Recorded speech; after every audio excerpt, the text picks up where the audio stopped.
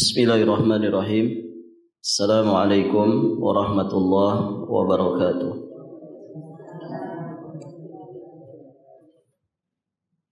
Innal hamdalillah usalli wa usallimu ala Rasulillah Muhammad ibn Abdullah wa ala alihi wa ashabihi wa mawalah.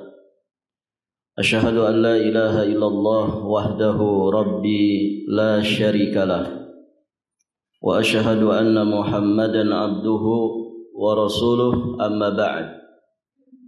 Allahumma inna nas'aluka ilman nafi'an wa rizqan tayyiban wa amalan mutaqabbala. Ya hayyu ya qayyum bi rahmatika nastaghits. Aslih lana sya'nana kullah wa la takilna ila anfusina tarfata ain.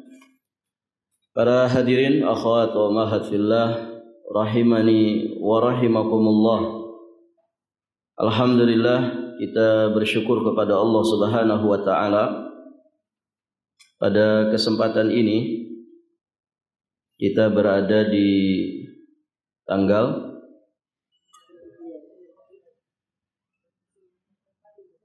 berapa Ibu? Tanggal 24 Zulqa'dah 1446 Hijriah. Taib. Kurang seminggu ke depan insyaallah kita akan memasuki bulan Zulhijjah. Bulan yang amal soleh di dalamnya sangat dicintai, lebih dicintai Allah Subhanahu wa taala. Kita memohon kepada Allah, semoga Allah memanjangkan usia kita semua di atas ketaatan dan keistiqomahan, sehingga kita bisa mendapatkan hari raya kembali, yakni hari raya Idul Adha. Amin Allahumma ya rabbal alamin. Ibu-ibu yang dirahmati Allah, kita akan lanjutkan pembahasan kitab Riyadhus Shalihin karya Al-Imam Abu Zakaria Yahya bin Sharaf An-Nawawi Asy-Syafi'i alaihi rahmatullah. Masih di bab tentang Ar-Raja. Sekarang kita masuk di pembahasan hadis Abi Musa Al-Asy'ari. Betul Ibu? Qala rahimahullahu ta'ala wa an Abi Musa Al-Asy'ari radhiyallahu anhu qala Rasulullah sallallahu alaihi wasallam idza kana yaumul qiyamati dafa'a Allahu ila kulli muslimin yahudiyan aw nasraniyan fayaqulu hadza fikakuka minan nar. Wa fi riwayatin anhu anin Nabi sallallahu alaihi wasallam qala taji'u yaumal qiyamati nasun minal muslimin bidzunubin amsalil jibali yaghfiruha Allahu lahum. Rawahu Muslim. Dari Abi Musa Al-Asy'ari, semoga Allah meridai beliau berkata bahwa Rasulullah sallallahu alaihi wasallam bersabda, jika hari kiamat tiba, maka Allah akan menyerahkan kepada setiap orang muslim seorang Yahudi atau seorang Nasrani seraya berfirman, inilah tebusanmu dari api neraka. Dan dalam riwayat yang lain disebutkan, pada hari kiamat kelak, beberapa orang dari kaum muslimin datang dengan membawa dosa sebesar gunung, yang Allah Subhanahu wa taala mengampuni dosa-dosa mereka.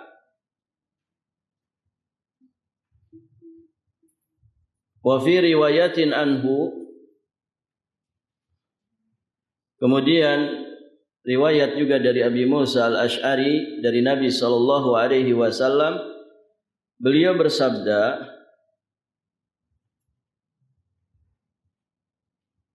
taji'u yaumal qiyamah nasun minal muslimin. Pada hari kiamat nanti kelak beberapa orang dari kaum muslimin datang dengan membawa dosa sebesar gunung yang Allah Subhanahu wa taala mengampuni dosa-dosa mereka. Hadis ini sahih diriwayatkan oleh Imam Muslim. Baik, ibu-ibu yang dirahmati Allah. Di sini ada penjelasan kalimat dafa Allah ila kulli muslimin Yahudiyan aw Nasraniyan. Kalimat Allah menyerahkan kepada setiap orang muslim, seorang Yahudi atau Nasrani. Seraya Allah berfirman, hadza fikakuka minan nar. Inilah tebusanmu dari neraka. Makna daripada kalimat ini terdapat pada apa yang disebutkan di dalam hadis Abu Hurairah radhiyallahu taala anhu, bahwa setiap orang itu mempunyai satu kedudukan di surga dan satu kedudukan di neraka, di mana seorang mukmin jika masuk surga maka dia digantikan oleh orang kafir di neraka, karena dia memang berhak untuk menempati tempat itu disebabkan kekufurannya. Baik, ibu-ibu yang dirahmati Allah. Kemudian kalimat hadza fikakuka, inilah tebusanmu, maknanya bahwa setiap muslim pun sangat mungkin masuk ke neraka. Dan inilah yang kemudian menebusnya sehingga dia tidak jadi masuk neraka. Karena Allah telah menetapkan jumlah dari penghuni neraka. Maka jika orang-orang kafir telah memasukinya dengan semua dosa dan kekufuran mereka, dengan demikian berarti mereka menjadi tebusan bagi kaum muslimin. Maka semua ini, ibu-ibu yang dirahmati Allah, sejatinya memberikan harapan yang besar kepada kaum muslimin bahwa mereka akan mendapatkan tebusan dari siksa api neraka dengan orang-orang Yahudi dan Nasrani. Syaratnya mereka istiqamah di atas iman dan Islam, bersabar menghadapi segala macam rintangan, tantangan dan hambatan di dalam menegakkan iman dan Islamnya saat mereka di dunia. Karena bisa saja mereka diintimidasi oleh orang-orang Yahudi, mereka bisa saja diintimidasi oleh orang-orang Nasrani, atau mungkin orang-orang selain mereka, dari kalangan wathaniyin, para penyembah berhala, atau bahkan orang-orang yang tidak beragama sama sekali. Ketika bersabar mereka mempertahankan iman dan Islamnya dan mati di atas itu, maka orang-orang kafir tadi akan menjadi tebusannya di dalam api neraka. Maksudnya menjadi pengganti dirinya. Maka bersabarlah. Bersabarlah. Sebagian kaum muslimin saat ini mereka sedang diintimidasi, dizolimi oleh Zionis Yahudi. Seperti saudara kita di Gaza, saudara kita di Filistin. Nas'alullah as-salamah wal afiyah lana walahum. Semoga Allah Subhanahu wa taala memberikan keselamatan, memberikan ketabahan dan kesabaran kepada kita dan juga kepada mereka semua. Baik, ibu-ibu yang dirahmati Allah. Maka hadis-hadis semacam ini tentu memberikan harapan yang begitu besar, bahwa kaum muslimin semua mereka nanti akan menjadi pemenang di kehidupan akhiratnya. Di dunia boleh saja kita tertindas. Di dunia boleh saja mungkin kita dizalimi, menjadi pihak yang terpinggirkan oleh kekuasaan dan kezaliman orang-orang kafir. Namun di akhirat, al-muslimun mulukul akhirah. Kaum muslimin di akhirat nanti mereka adalah raja mereka menjadi raja. Maka hadirin jamaah yang dirahmati Allah, bersabar atas segala rintangan dan cobaan. Baik, ibu-ibu yang dirahmati Allah, ya lebih-lebih lagi kita yang semestinya harus bisa lebih bersabar. Karena tantangan, hambatan dan rintangan yang menghadang dalam perjalanan kehidupan beragama kita tentu mungkin tidak separah saudara-saudara kita di Gaza, tidak separah saudara-saudara kita di Filistin atau di beberapa wilayah yang lainnya yang memang mereka sedang dalam keadaan tertindas. Begitu Ibu ya. Jadi kalau cuman kehilangan BBM 3 hari, tidak ada apa-apanya. Begitu ya. Mereka kehilangan segala-galanya. Ya, kalau kita cuman kehilangan BBM 3 hari, ya tidak usah ya terlalu dipikirkan. Tidak ada apa-apanya. Orang-orang zaman dahulu Ibu tidak ada BBM, anteng-anteng aja. Gitu kan? Kan masih ada sepeda, masih ada kaki, masih ada sendal jepit. Barakallahu fikum.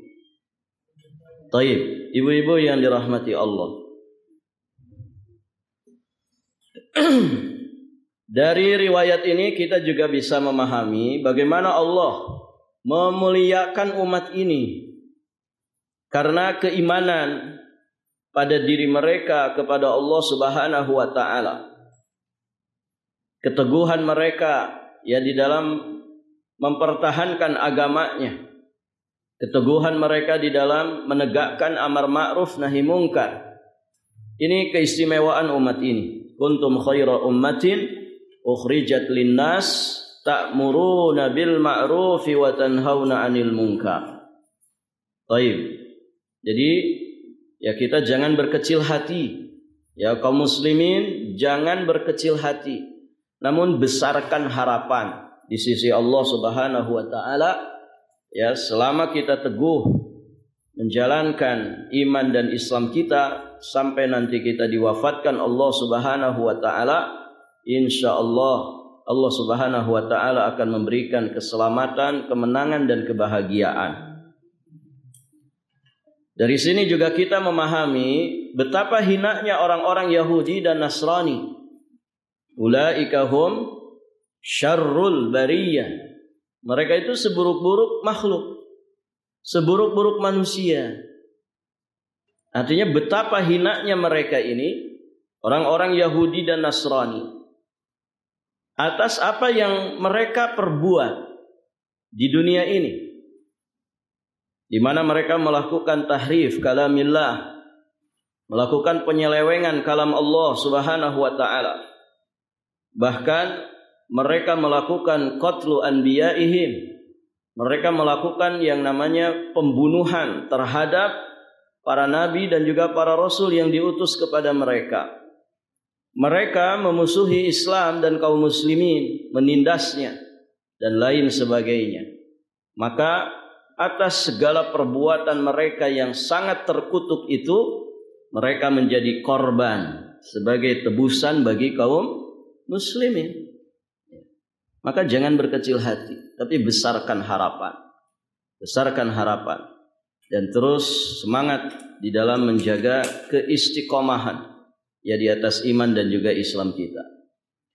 Baik, ibu-ibu yang dirahmati Allah. Berikutnya, wa an ibni Umar radhiyallahu anhuma qala sami'tu Rasulullah sallallahu alaihi wa alihi wasallam yaqulu yudnal mu'minu yaumal qiyamati min rabbih hatta yadha'a kanafahu alayhi wa yuqarriruhu bidhunubihi fa yaqulu ata'rifu dhanba kadha ata'rifu dhanba kadha fa yaqulu rabbi a'rif qala fa inni qad satartuha alayka fid dunya wa ana aghfiruha lakal yawm fa yu'ta sahifata hasanatih muttafaq alaih.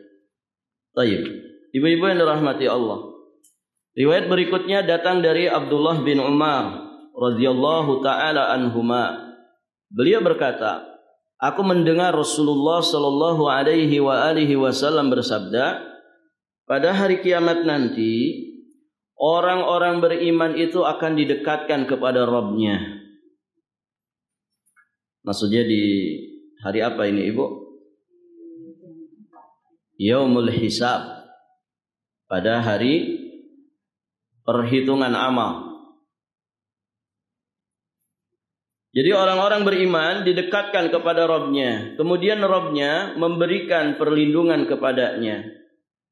Sehingga membuatnya mengakui dosa-dosa. Taib, ibu-ibu yang dirahmati Allah. Fayaqulu ata'rifu dzanba kadza? Kemudian ditanyakan oleh Allah Subhanahu wa taala, apakah kamu mengetahui dosa ini? Apakah kamu mengetahui dosa itu? Maka si mukmin dengan kejujuran imannya dia berkata, wahai Rabbku, aku mengetahuinya.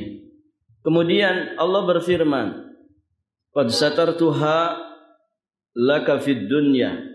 Sungguh aku telah menutupi dosa-dosamu di dunia, dan sekarang aku mengampuni dosa-dosamu.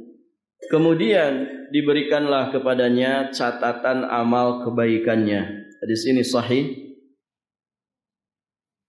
riwayat muttafaq alaih, yakni riwayat Imam Al-Bukhari dan juga Imam Muslim. Baik, ibu-ibu yang dirahmati Allah, mana dari hadis ini yang menunjukkan tentang harapan?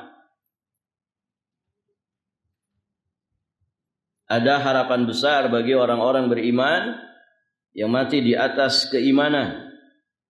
Apa itu?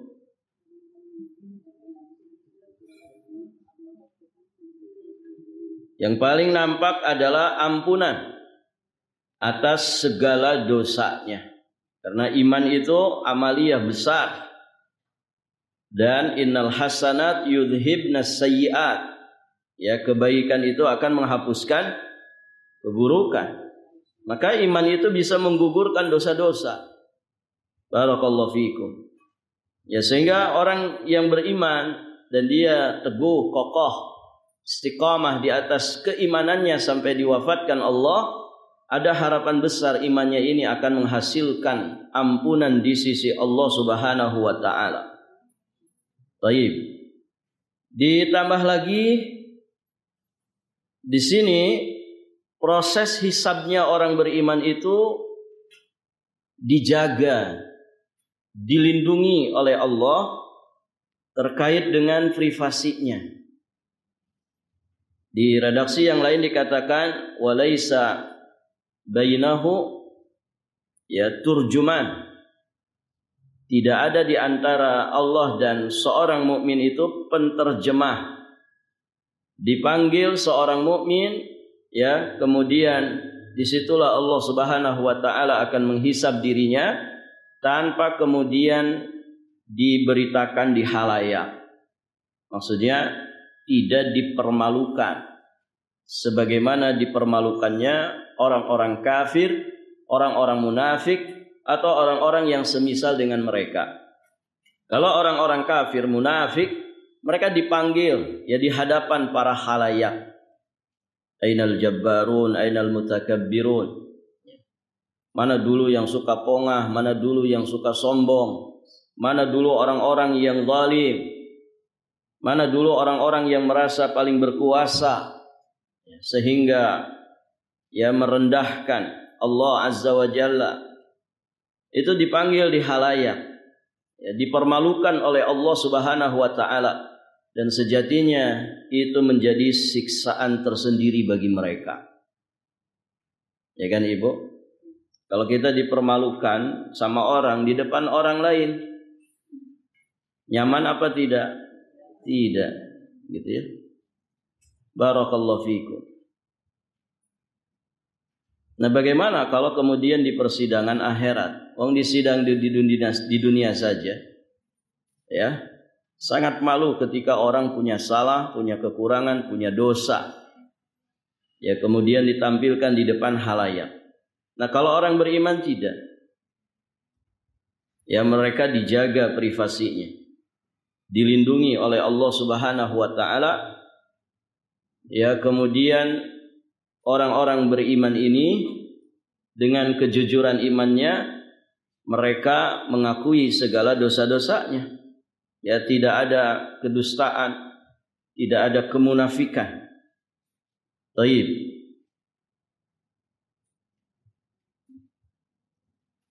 Kemudian ibu-ibu yang dirahmati Allah. Jadi itulah yang kemudian berkaitan dengan harapan bagi seorang mukmin, bahwa orang-orang yang mati di atas iman, insya Allah ya mendapatkan beberapa keistimewaan tadi. Kemudian ibu-ibu yang dirahmati Allah,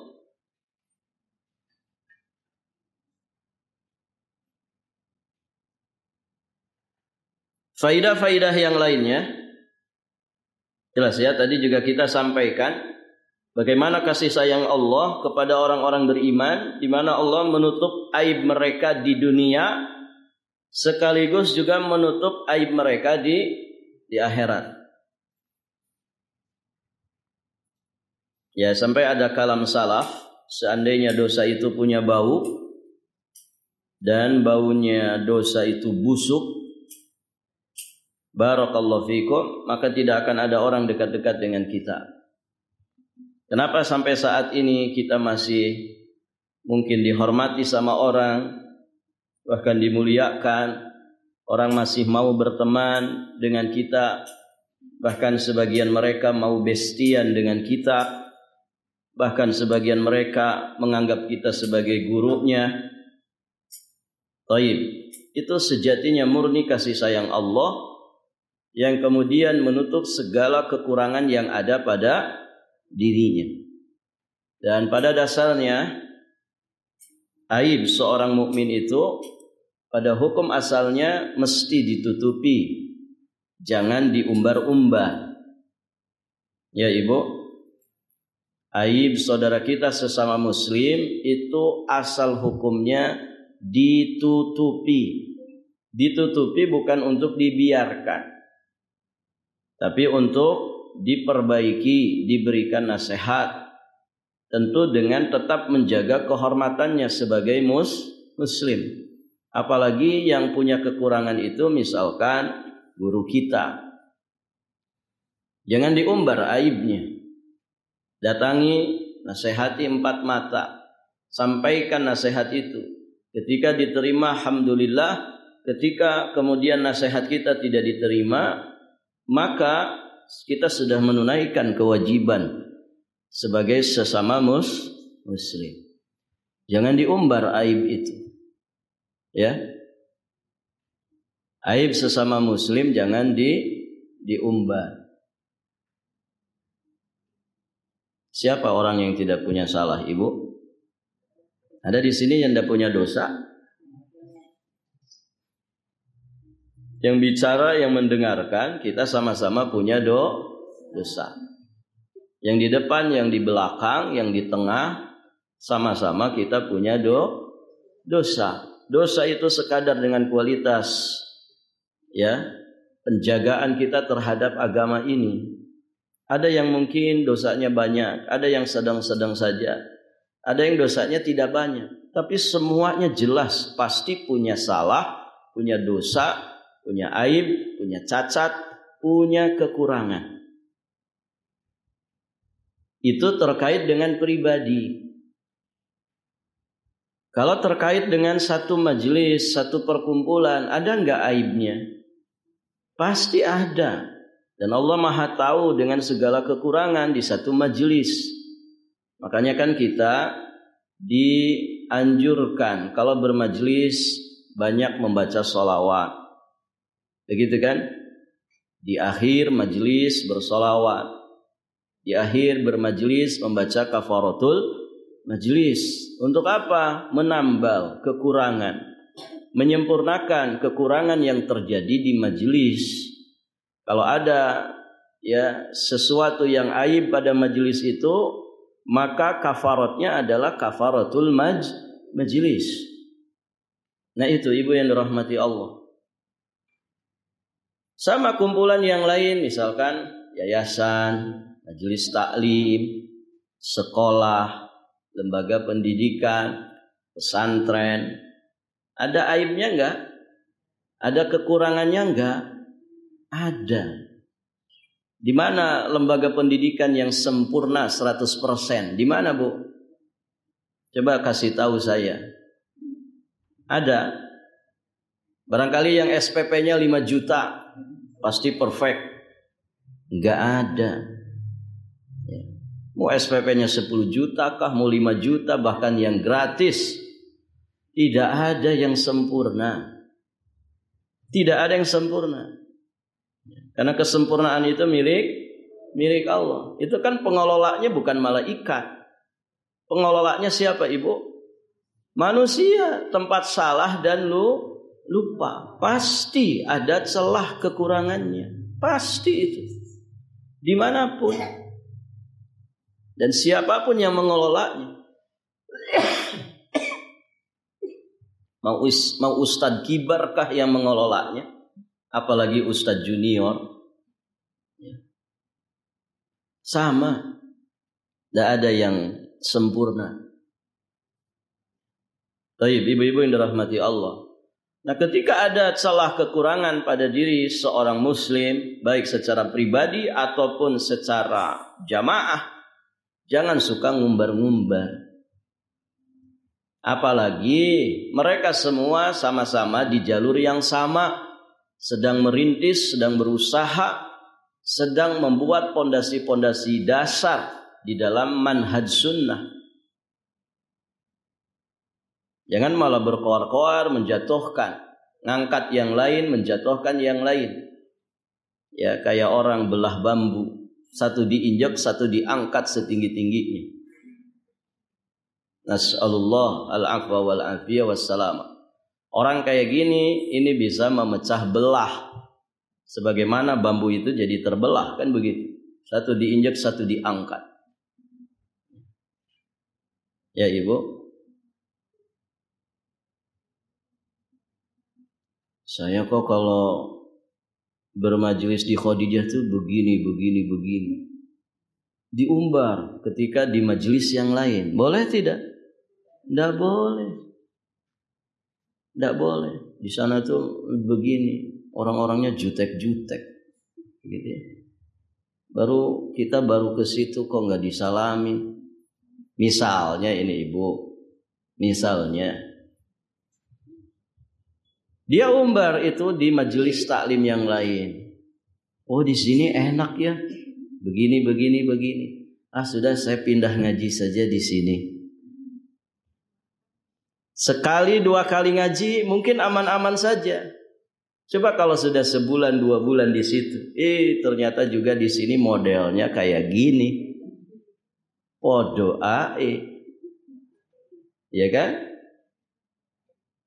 Nanti pindah lagi ngajinya di majelis yang lain. Baru dijelek-jelekan itu majelis yang kedua. Di majelis taklim yang ketiga. Oh iya ya, di sini enak banget ya. Kalau habis kajian kok ada snacknya. Begitu ya. Ada makan-makannya di sana itu. Boro-boro. Begitu. Taib. Sekali 2 kali dia ngaji di situ mungkin aman. Coba kalau 1 bulan, 2 bulan, 3 bulan. Ternyata dia dapati lagi celah kekurangan majelis itu. Pindah lagi. Sampai kapan itu Ibu? Gak ada ujungnya. Selama-lamanya dia tidak akan menemukan yang namanya kesempurnaan. Yang ada capek sendiri. Di majelis ini, kitab ini udah habis. Dia masih kukurilingan saja. Di satu majelis pindah lagi cekclok ke majelis ini, nanti pindah lagi majelis ini. Kerjaannya begitu. Padahal majelis pertama kalau dia ikuti terus sudah hatam kitab tuh. Sudah terlalu banyak faidah yang didapatkan. Rugi sendiri. Maka jangan begitu. Ya. Allah itu Maha Pengasih, Maha Penyayang. Ya, di antara kasih sayang Allah ditutup aib orang-orang beriman itu. Allah yang menutupnya. Di antara caranya Allah jelaskan kepada umat ini aib sesama muslim mesti ditutup. Ditutup. Dinasehati, diperbaiki dengan cara tertutup juga untuk menjaga kehormatannya. Karena aslinya orang beriman itu punya kehormatan. Taib. Di akhirat juga demikian tadi disebutkan dalam hadisnya. Allah akan memanggil orang beriman itu hanya antara dia dan Allah saja, tidak ada penterjemah di antara keduanya. Baru kemudian dihisab, dipertanyakan segala sesuatunya. Dijaga privasinya, kehormatannya, tidak dipermalukan di depan halayak. Taib. Kemudian pelajaran berikutnya dari riwayat ini, orang beriman itu selamat dari yang namanya kedustaan. Dia tidak akan berdusta. Di mana? Di dunia dia selalu jujur dengan lisannya, dia selalu jujur dengan hatinya. Di alam kubur nanti juga demikian, di akhirat nanti juga demikian. Iman itu membawa dirinya kepada kejujuran. Dan jujur itu barang langka. Ya kan Ibu? Jujur itu barang langka. Bahkan naudzubillah di masa-masa fitnah, kejujuran itu dianggap ancaman.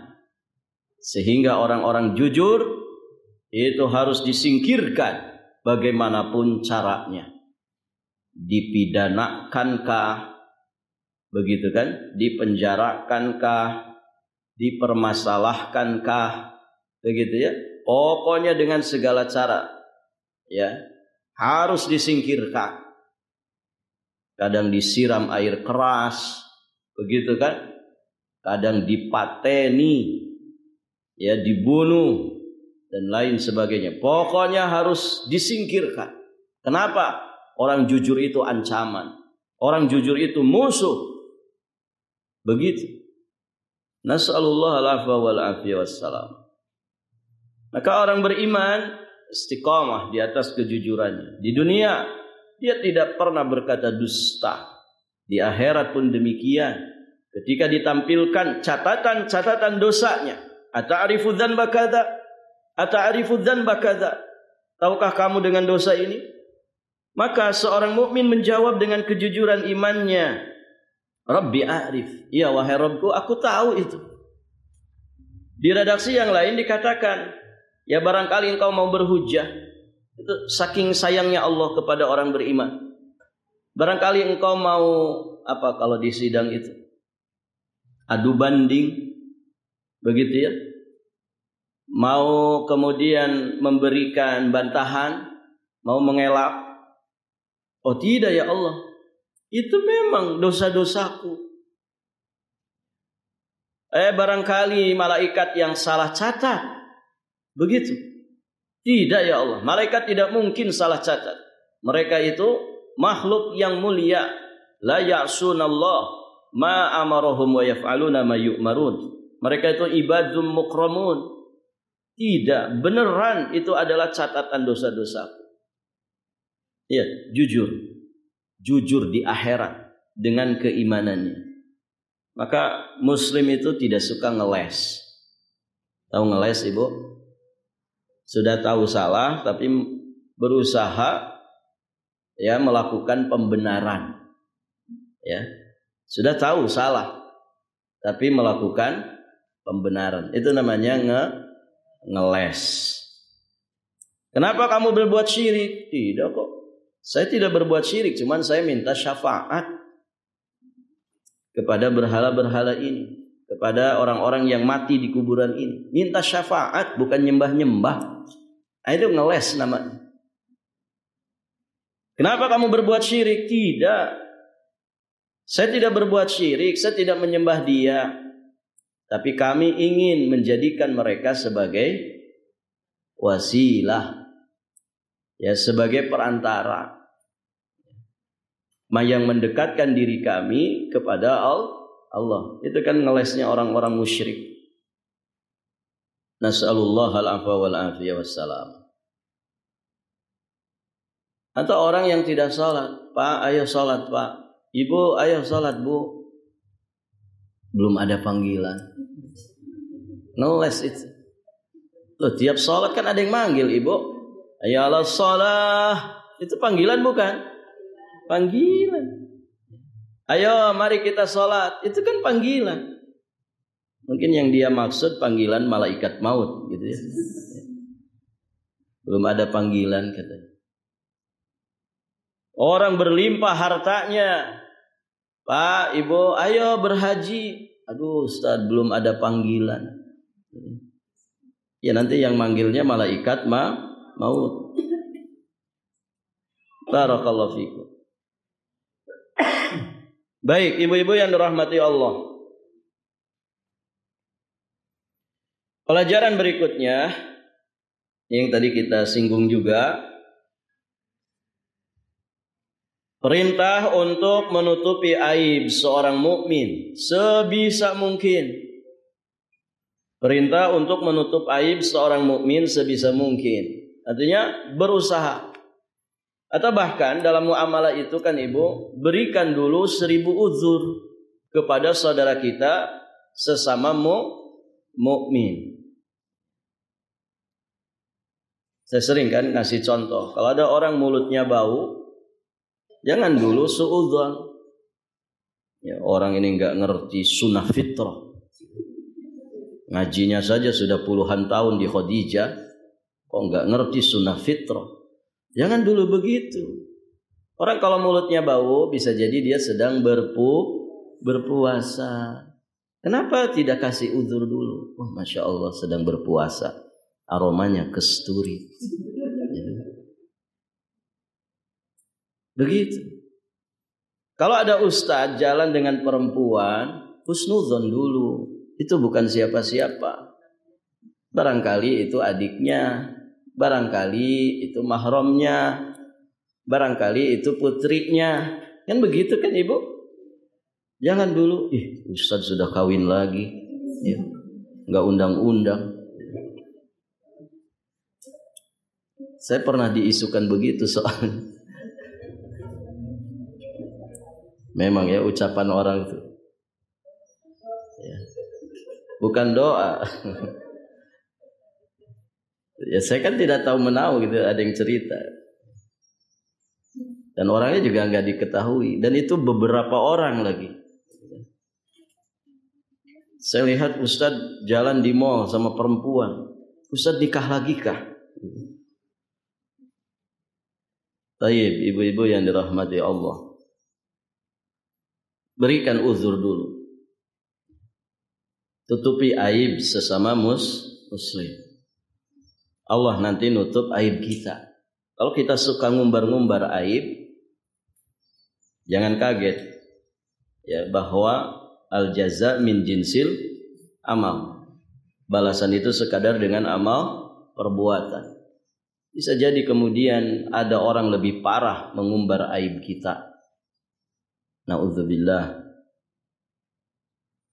Kemudian ibu-ibu yang dirahmati Allah, dari riwayat ini kita juga bisa mengambil pelajaran tentang takrir akidat al-ba'ats, penetapan akidah adanya hari kebangkitan untuk kemudian manusia dihisab dengan semua amal perbuatannya. Semua amal perbuatan manusia akan dihisab. Apa yang pertama kali dihisab, Ibu? Kaitan hubungan kita dengan Allah. Amal yang pertama kali akan dihisab itu, amal yang akan pertama kali dihisab itu adalah as-shalah, yakni salat. Sedangkan yang terkait dengan hak sesama manusia adalah urusan darah. Makanya besar sekali urusannya kalau orang itu punya dosa terkait dengan pembunuhan. Karena itu nanti yang akan pertama kali dihisab urusan darah. Kemudian terkait dengan nikmat sehat, itu yang pertama kali dihisab. Alam nusihalaka jismak, bukankah kami telah menganugerahkan kesehatan kepada jasadmu? Wa nurwiyaka minal ma'il barid, kemudian bukankah kami telah memberikan air yang segar kepadamu? Baik, ibu yang dirahmati Allah, kesehatan dan air ini termasuk perkara yang pertama kali akan dihisab dengannya seorang hamba. Maka di hadis yang lain Nabi mengingatkan, nikmatani magbunun fihima katsir minan nas, as-sihhatu wal faragh. Dua nikmat yang manusia sering terlalaikan, tertipu dengan dua nikmat ini. Nikmat sehat dan nikmat waktu luang. Nikmat sehat dan nikmat waktu luang. Masya Allah ibu, sehat itu nikmat besar. Ibu secara rehat di sini, alhamdulillah. Enak nggak ibu sehat itu? Enak, ya. Makan sama sambal goang saja enak kalau sedang sehat itu. Lahap itu, ya kan? Karena sehat. Coba sedang sakit, disodorin kepiting saus lada hitam, ya. Enak gak ibu?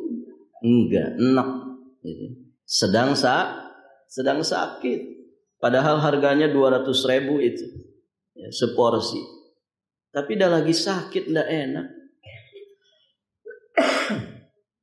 Dengan sehat, ibadah kita nyaman, baca Quran kita nyaman, sholat kita khusyuk, sehat.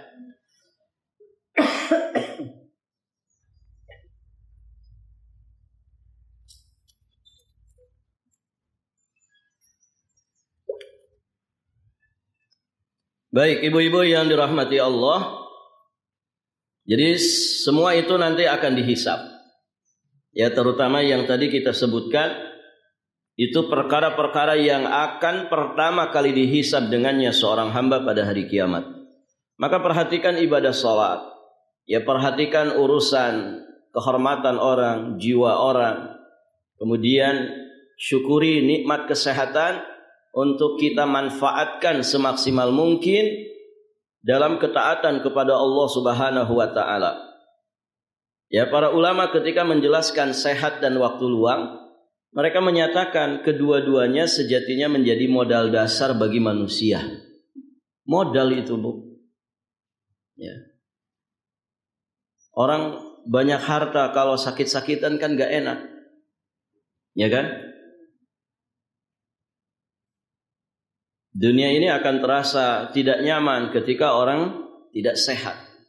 Maka jaga nikmat kesehatan ini, disyukuri untuk dimanfaatkan sebesar semaksimal mungkin untuk taat kepada Allah Subhanahu wa taala. Baik, ibu-ibu yang dirahmati Allah. Sudah mau jam 11 lagi. Cepat banget ibu ya. Mau kiamat kayaknya, Bu. Tanda dekatnya kiamat, yataqarrabuz zaman. Waktu itu terasa singkat. Perasaan kemarin Kemis, sudah Kemis lagi. Perasaan barusan innal hamdalillah, tiba-tiba mau kafaratul majlis, gitu ya. Barakallahu fiikum. Saya kira cukup ibu ya sampai di sini. Insyaallah taala nanti kita lanjutkan di kesempatan berikutnya biidznillah. Tolong kasih tanda. Nanti kita lanjutkan Kamis depan. Sudah Idul Adha belum Ibu Kamis depan? Belum. Perkiraannya tanggal berapa? Hari Jumat kayaknya Bu ya. Iya, hari Jumat. Baik. Pas Arafah berarti ya. Kamis. 2 Kamis ke depan kayak. Baik, sampai di sini alhamdulillah. Kita cukupkan sampai di sini. Kita tutup dengan doa kafaratul majlis. Subhanakallahumma wa bihamdik asyhadu an la ilaha illa anta astaghfiruka wa atubu ilaik. Assalamualaikum warahmatullahi wabarakatuh.